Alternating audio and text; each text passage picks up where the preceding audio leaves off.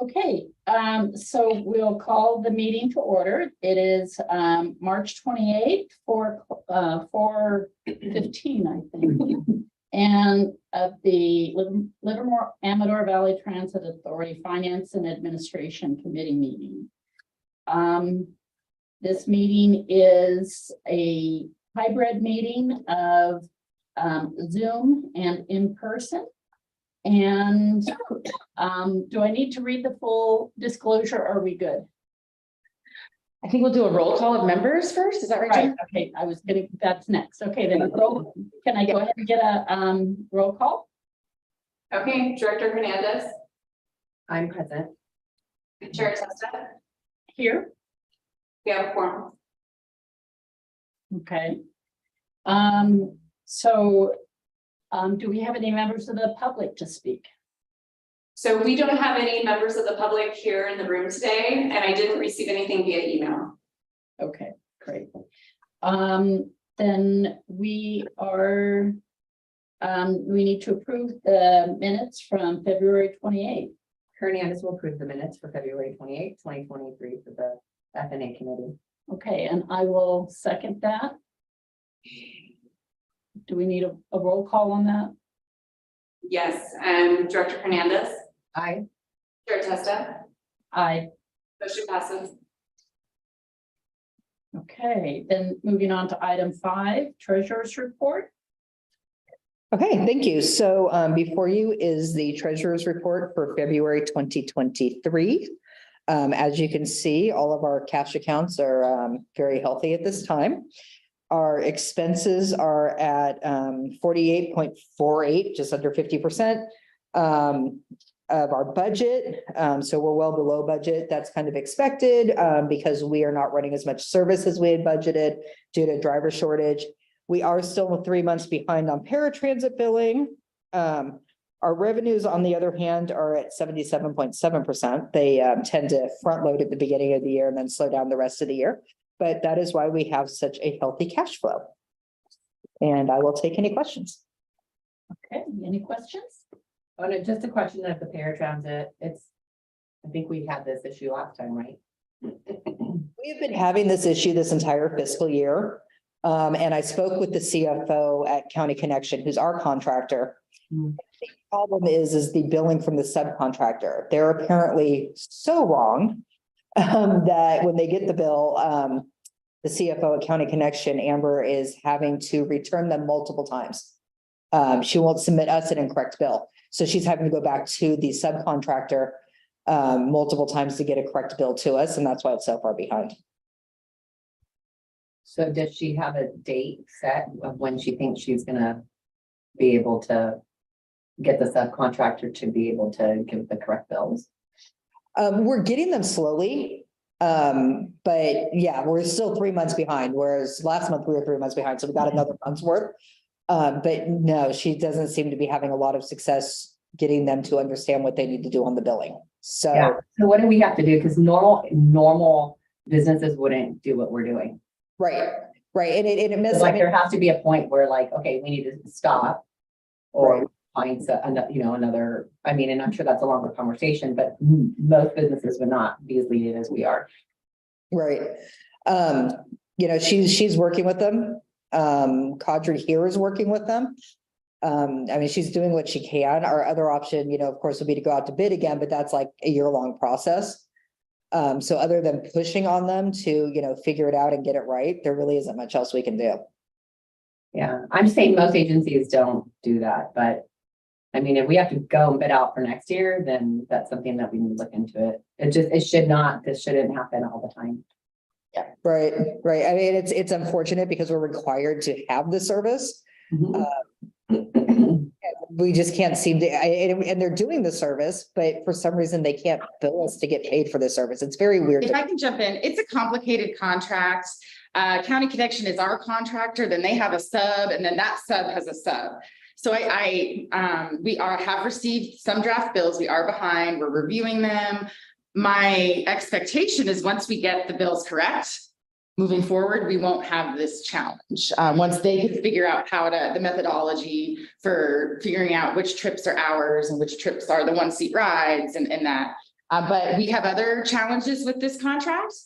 So I am engaging with Cadre, and we'll be engaging with my colleague, Bill Churchill, who's the general manager of County Connection, if need be, if we can't get the performance up to where we want it to be, particularly the invoices.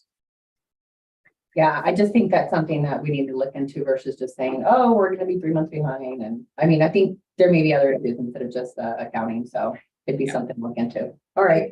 Fortunately, when the contract was written, the person who was in charge of it at that time did not put in a, what would you call that? Where they would have to pay us for having a late bill. That's normally in our contracts. If the bill is late, it's, $50 a day or whatever. But our former director of operations took that out on this last contract. So when we go into the next year's contract, we can see about modifying it and adding that in there because it is fairly ridiculous that they can't get us a correct bill. Yeah, but I mean, it's true, like they probably wouldn't be able to get away with it with other agencies. So just FYI. Thanks. Okay. All right, well, then, let's see, we need, let's see, recommendation that we forward the treasurer's report to the board. So do we need a motion on Yeah. that? I'll go, Hernandez will go ahead and move to send to the entire board. And I'll second that. Director Hernandez for roll call. Aye. Chair Testa. Aye. Motion passes. Okay, great. Item 6, approval of resolution authorizing staff to apply for TDA, STA, and RM2 funds for fiscal year 23-24. Thank you. So this is something we have to do every year. These funds make up the majority of our operating budget. And how much of our budget on capital side varies every year based on what we've got going on. But this is probably about 70 to 75% of our operating revenues. And we, when we submit, after you approve the budget, we will submit the claim to get these funds. And part of that claim process is having the board approve these resolutions, acknowledging that the board is okay with staff applying for them. Okay. Okay, so do we, I need a motion to Yes, please. approve. I'll go ahead and approve to send to the entire board. Okay, and I'll second. For roll call, Director Hernandez. Aye. Aye. Motion passes. Okay. Item 7, exercise third option year of the contract with MB Transportation. Thank you, Chair. I will take this item. Staff is requesting that the Finance Committee recommend that the board authorize the extension of the third option year of our fixed route contract with MV Transportation. So MV Transportation is under contract with us to provide bus operators and mechanics and to operate and maintain our fixed route service. We entered into this current contract with MV in 2018 for a base term of 3 years with 4 one-option years. This is our third option year that we are requesting your approval on. We are satisfied with MV's performance. They have been a great partner. They are recruiting actively, and we are wanting to extend our contract with them to carry us through fiscal 24. And with that, I can answer any questions. Okay, any questions? Yeah, no, I mean, it sounds like you answered it. I was just gonna ask to make sure that, you felt comfortable with their performance and, what they've been doing the last several years.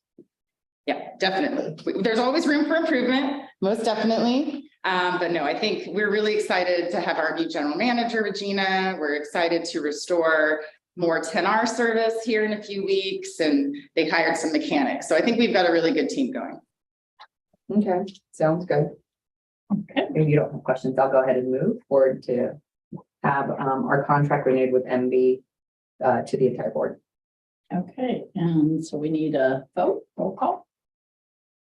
Oh, I second that. We need a roll call. Yeah, roll call. Director Hernandez. Aye. Chair Testa. Aye. Motion passes. Okay. Item 8, fuel control system upgrade. Yes, good afternoon. My name is David Massa. I am the Senior Fleet and Technology Management Specialist at the agency. And the reason I'm coming before you is to request that the Finance and Administration Committee recommend to the Board of Directors a contract to install, upgrade fuel control equipment, hardware, and software. I'll give you a little background. LAVTA has had the Ward fuel system in place since 2009. It was initially procured through an RFP, and Ward Fuels came out on top. The Ward fuel system is a combination of facility fuel dispensers, hardware, bus hardware, which also integrates into the electronic control system of the vehicle engines. The system is also controlled by hardware, which is physically mounted on site, and back-end software. This system allows fast and efficient, as well as secure fueling of the vehicles. Since 2009, it has functioned flawlessly. Unfortunately, though, in early 2022, as our buses were being assembled, the vehicle hardware portion became obsolete. So at this point in time, we have nothing on the buses. To give you a little background of how it works, when the bus pulls up to the fuel island, it passes over a ground sensor loop. This transmits the vehicle bus number, I'm getting tongue-tied. Vehicle mileage to the fuel dispenser, which then, in conjunction with the software, enables the fuel dispenser. Once fueling is complete, the fuel dispenser transmits the vehicle number, mileage, and the fuel dispensed into that vehicle to the back-end software system. From there, it is stored, as well as being exported from that fuel system into the agency's vehicle maintenance system, which helps keep everything up to date in that system as well. As part of our 2016 and 2017 bus procurements, the agency had Gillig install these Ward fuel systems hardware during the production process. During the pre-production meeting for the 2022 build, we had also specified that same hardware be installed. Unfortunately, as I said earlier, during the process, it was discovered that those hardware pieces are no longer available. Currently, the vehicles are fueled manually with the fuel washers entering in the vehicles, and the vehicle mileages by hand into the hardware, which is mounted on the island. After completing a cost analysis based upon all of the original bids, the price received from Ward Systems for the upgrade is deemed reasonable and fair. It also includes a CPI increase. Unfortunately, at the time that the 2023 budget was created, we were not aware of this impending update. However, we do have the funds in the 2023 budget that are being for other projects which are being deferred till 24. The initial cost for the upgrade is $127,963.58, with the first year as including software as a service.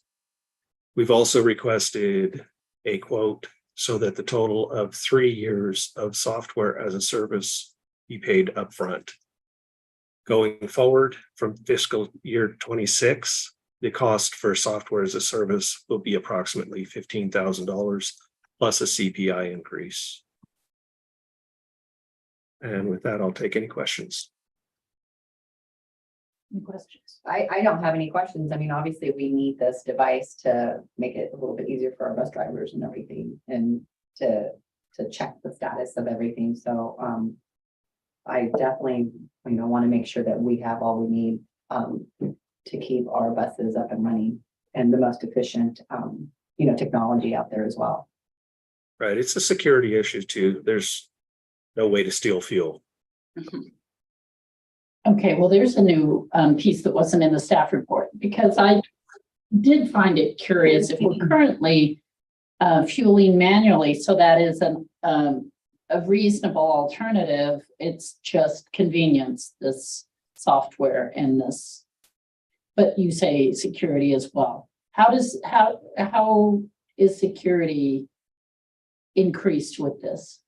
Well, and before the system was in place, basically you could pull any vehicle up to our fuel dispensers, insert the nozzle, turn on the fuel pump and go. And then the only way we would figure out if any fuel was missing was to do a comparison of fuel used versus fuel being put into the tanks. And then we would have little to no way of determining where it went. We have sensors that also monitor leakage for the tanks. So, instead of creating a big issue, this helps us to say, okay, every month we've used this much fuel, we've received this much fuel, this is how much was put into the buses, is it equal? Okay. Do we have reason to believe that when this software wasn't installed, that there was pilfering of fuel? Is that something that was an issue? Probably not as much as you would think, because we use what's called red dyed diesel. Were you to put this into anything but an off-highway vehicle or a government issued vehicle, you could be if you were pulled over and your fuel checked, which does happen a lot more than you think on diesel vehicles, that person would not only be fined, their vehicle would be impounded. Yeah, I've heard of that. Huh, It interesting. is. I've not heard of that. Isn't it that particular fuel more expensive too?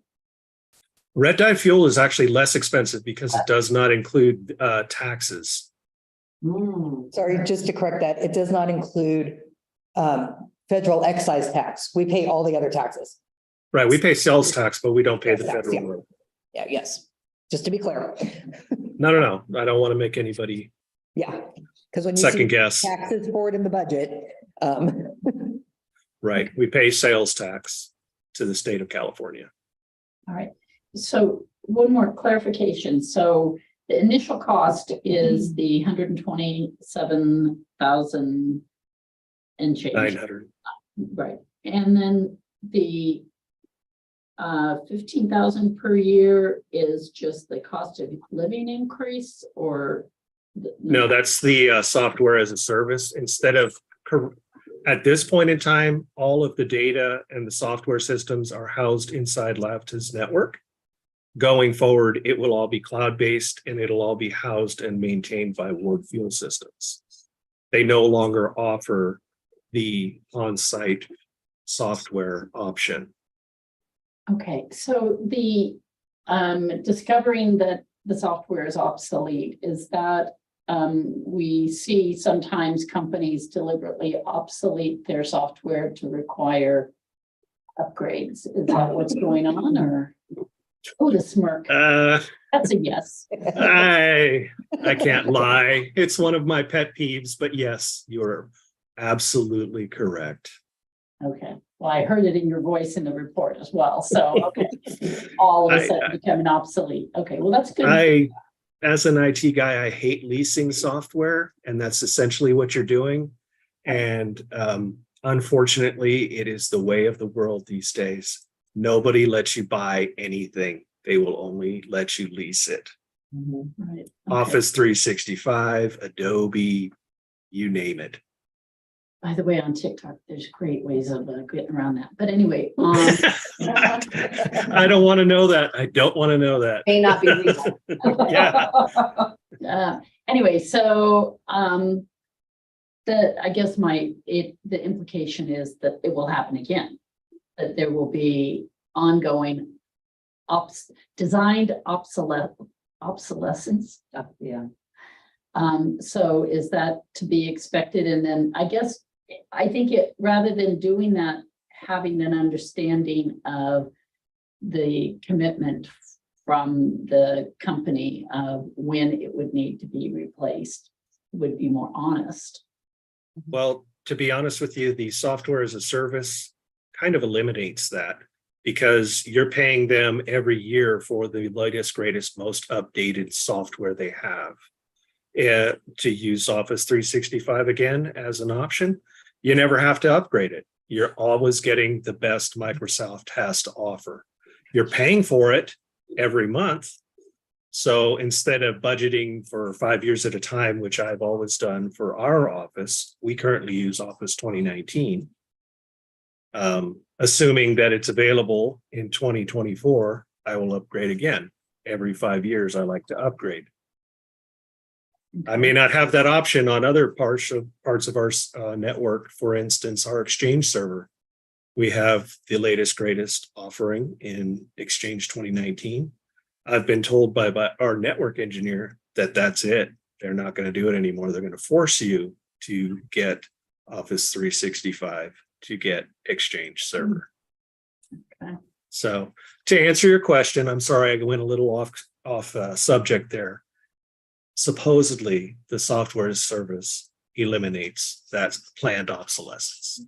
Okay, all right, well, that's good to hear. If I could just chime in that we will be, converting to hydrogen here in the very near future. So I'm certain there will be new technologies and new softwares that will be needed to monitor that energy source. So I just wanted to, we're busy trying to get our money for Atlantis. We're working on our hydrogen fueling station project. And so I think, how long Ward Systems is in play here, I don't know if they have a hydrogen product, but There is this, in the budget for the hydrogen system, there's something similar for the hydrogen filling station when we install it. I mean, we'll have to have a diesel one as long as we have the 2016.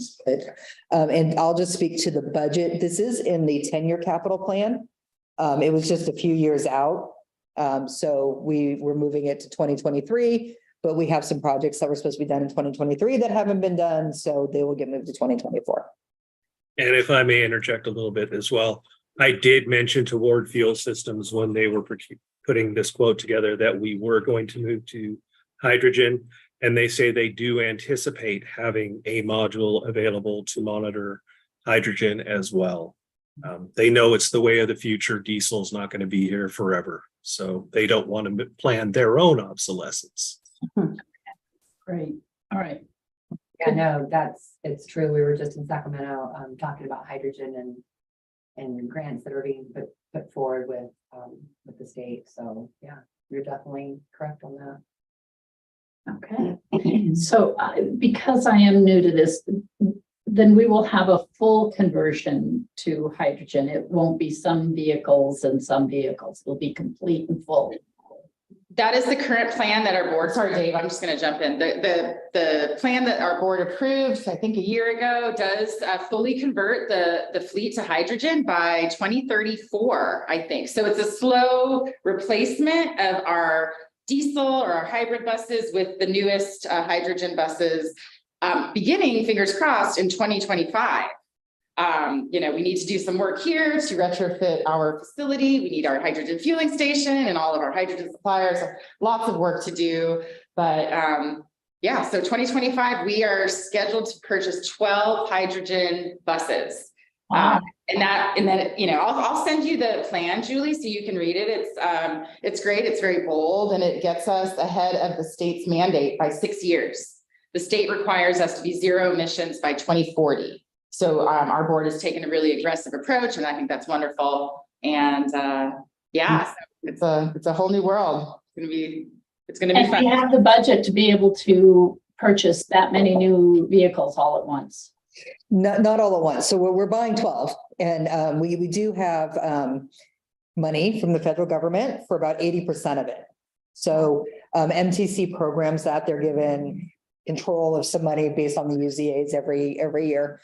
And so we are in their plan for that for 2025, which will actually probably push the money out to 2026, but, so it's 80% of it. We do have in the budget, the local match the other 20%.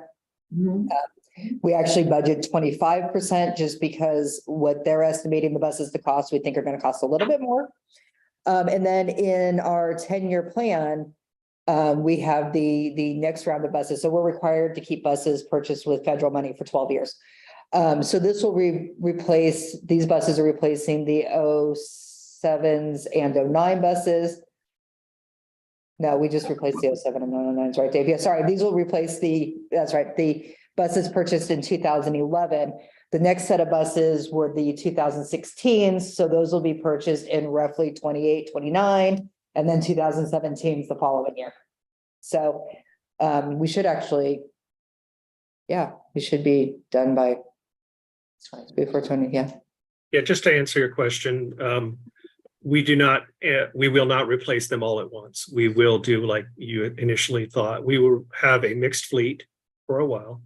And then as our buses age out every 12 years, instead of replacing them with diesel technology, they'll be replaced with hydrogen technology.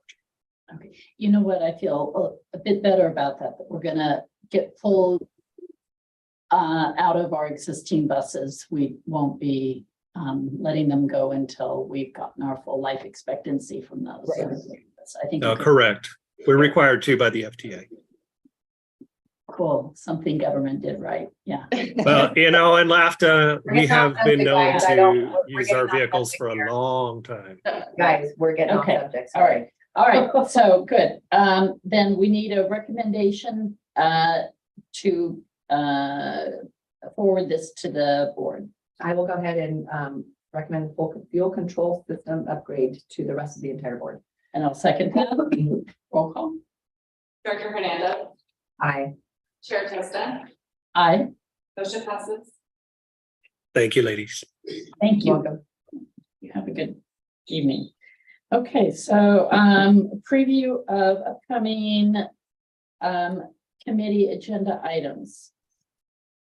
Well, I think from what we were listening to just a couple minutes ago, since we have new board members, Christy, may want to brief them on our hydrogen buses and what the timeline is. Kind of get an update on, for Evan and for Sure. Councilmember Testa, so that they kind of just, and I know it does have to do with financial because it has money involved. But it would probably be a good item to bring up to the entire board so everybody hears it all at once. Okay. Absolutely. I would appreciate that then. Thank you. So anything else on this item? No. I were able to make our meeting. Okay. Next month, I'll be bringing you the budget. It will hopefully be ready in time, so that it can be approved by the board in May. That's a requirement so that we can do the claim for the STA, TDA, and RM2 funds.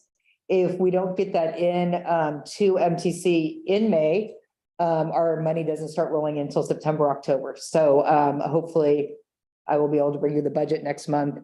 And then the month after that will be this salary study and organizational review. So I think that's the only exciting stuff we have coming up the next few months. Okay, great. Okay, great. Then we can move on to item 10, right? Matters initiated by committee members. Do we have any matters initiated? I have no matters. I have no matters. So we'll move on to item 11. Next meeting date is April 25th. And I suspect the next item is to adjourn. So we are adjourned. Thank you. Okay. Thank you. Thanks for attending in person, Melissa. I was Dave does. Dave does.